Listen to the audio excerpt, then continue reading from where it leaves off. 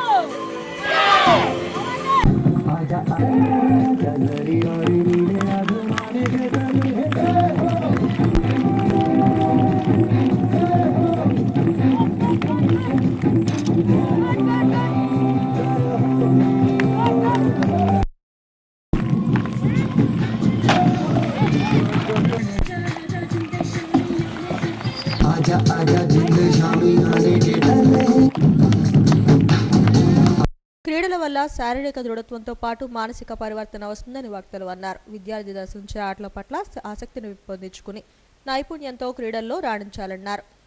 క్రీడల ద్వారా శారీరక దృఢత్వం, మానసిక ఉల్లాసం వృద్ధి చెందుతుందన్నారు.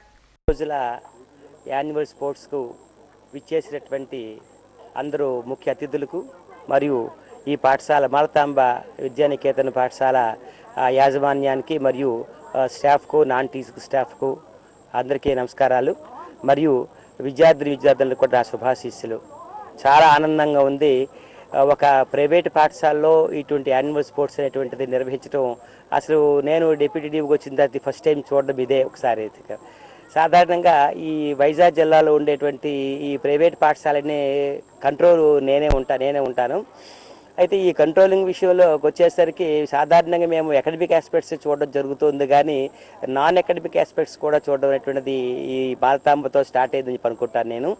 మరి మా దగ్గరకు రెన్యువల్స్, రికగ్నిషన్స్ వచ్చేటప్పుడు కూడా మేము సాధారణంగా అనేక రకాలైనటువంటి ఫైల్స్ చూస్తుంటాం, కానీ ఇటువంటి కార్యక్రమాలు అటువంటివి మొట్టమొదటి నాకు అనిపిస్తుంది. ఇటువంటి మొట్టమొదటి చూసిన తర్వాతనే అవన్నీ కూడా మనం నెక్స్ట్ ఫాలో అయితే బాగుంటుంది అనిపిస్తుంది.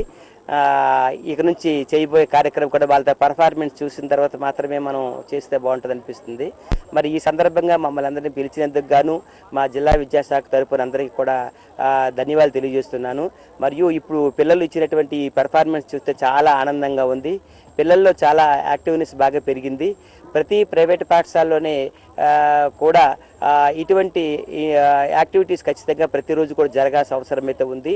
మరి పిల్లల తలక ఇంటిగ్రల్ డెవలప్మెంట్ అనేటువంటి దాన్ని పెంచాలని చెప్పంటే నాట్ ఓన్లీ ఫిజికల్గా మాత్రమే కాకుండా ఎమోషనల్గా, అలాగే స్పిరిచువల్గా, అలాగే ఎమోషనల్గా ఉండేటువంటి యాక్టివిటీస్ కూడా ఖచ్చితంగా చేయాల్సిన అవసరం అయితే ఉంది. మరి దీనికి సంబంధించి ప్రభుత్వం వారు కూడా అనేక రకాలైనటువంటి ఫెసిలిటీస్ అనేటువంటి వాటిని ప్రొవైడ్ చేయడం జరుగుతోంది. మరి ప్రైవేట్ పాఠశాలకు వచ్చేసరికి ఆ యాజమాన్యాలు అనేటువంటి వాటిని ఏవి కూడా తప్పకుండా అన్ని రకాలైనటువంటి ఫెసిలిటీస్ పిల్లలు కల్పించి పిల్లల్లో బాడీ, మైండ్ రెండు కూడా సౌండ్గా ఉండేటట్లుగా ఏర్పాటు చేయాల్సిన అవసరం ఉంది.